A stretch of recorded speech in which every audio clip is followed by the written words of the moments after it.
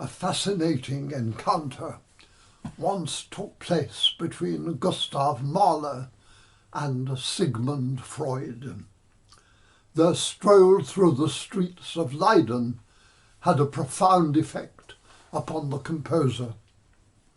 During the walk, Mahler suddenly exclaimed that he saw for the first time why in the greatest passages of his music some commonplace melody would always intrude. He could trace it back, he said, to an incident in his childhood. His father had been a brutal man who had treated his wife shamefully. Once, a quarrel between his parents had been so violent and painful that Mahler had fled from the house. At that traumatic moment, in the street outside, a hurdy-gurdy had been grinding out a popular tune. During their walk, Mahler realized that this coincidence of the tragic and the trivial had become so linked in his mind that a trite tune always intruded itself into his greatest music. The English composer Rubra, discussing his music on a radio program, in contrast to Mahler, spoke with warm affection of his father.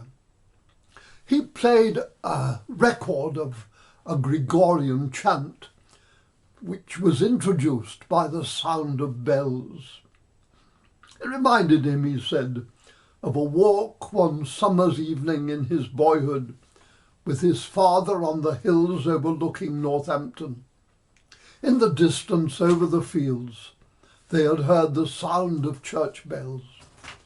From then on, he had always been enchanted by the chime of bells and tried to introduce them into his music. But to return to Mahler, he once likened composing to climbing a high mountain and hearing rising from below a multitude of sounds, and from the conflicting notes fashioning harmonious music. Mahler's high mountain reminds me of Matthew's account of Jesus' departure. We're told that the 11 disciples made their way to Galilee to keep an appointment with him on a mountain where they would say goodbye.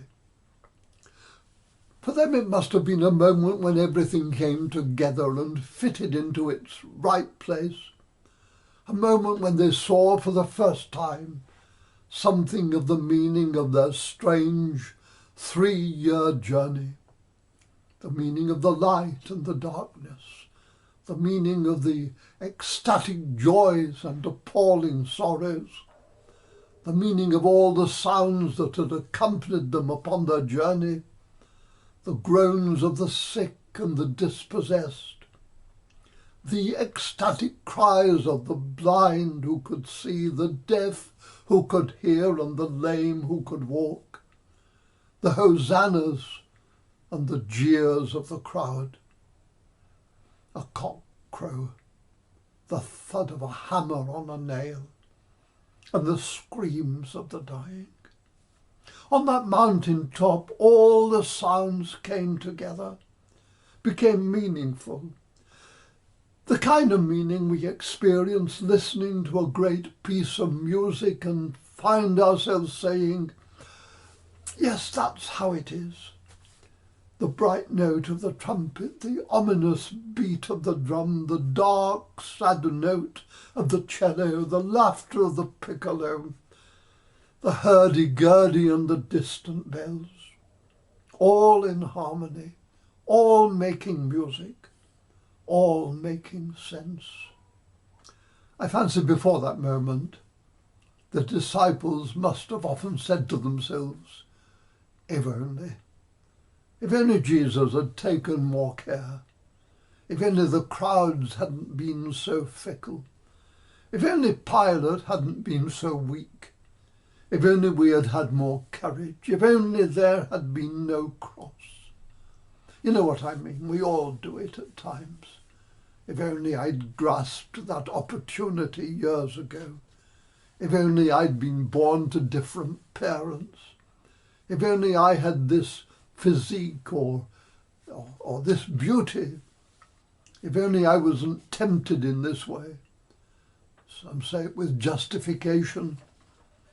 Those born into grinding poverty, those with crippling disability from birth, those at the receiving end of racial and sexual discrimination and abuse.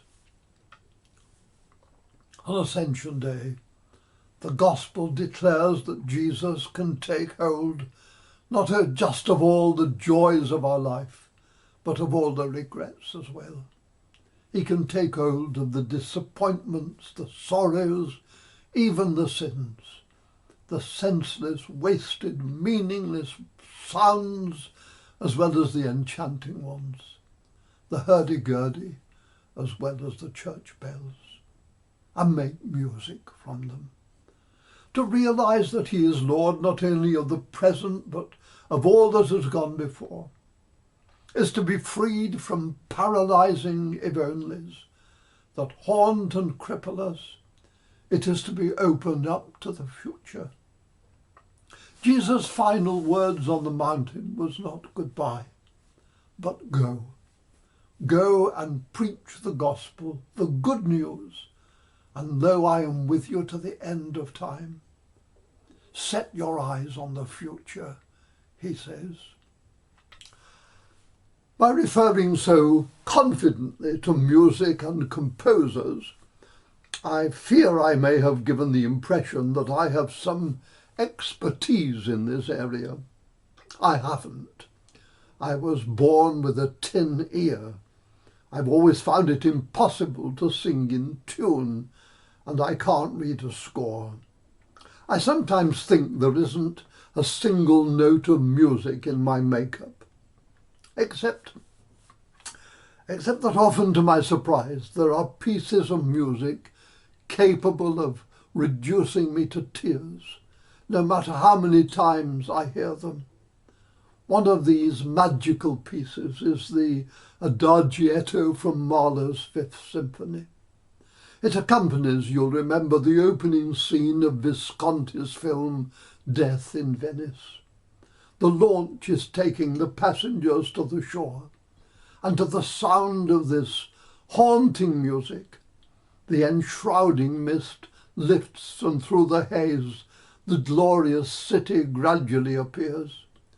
It is a near perfect combination of visual and aural beauty. I'm an old man now, and inevitably getting near the end of my journey. Yet even for the oldest and frailest among us, the symphony is not yet finished. The Lord of yesterday is the Lord of tomorrow, and as the haze lifts, the music swells, and we catch glimpses of that golden city, which is the end of all our desiring, and to which, as Ascension Day reminds us, our Lord has gone before.